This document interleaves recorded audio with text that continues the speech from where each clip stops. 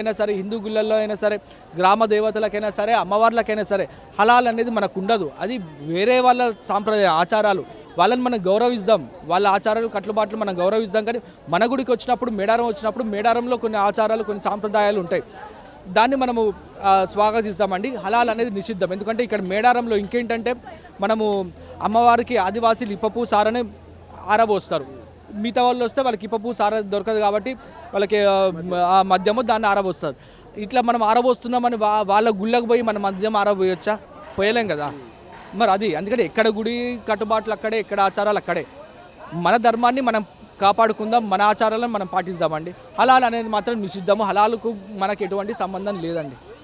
ఇక్కడ మరికొద్ది రోజుల్లో మహాజాతర జరగబోతున్నటువంటి సందర్భం. ఈ మహాజాతర సమయంలో ప్రధాన ఘట్టాలు ఏమి ఉండబోతున్నాయి మండమెలిగే జాతర నుండి?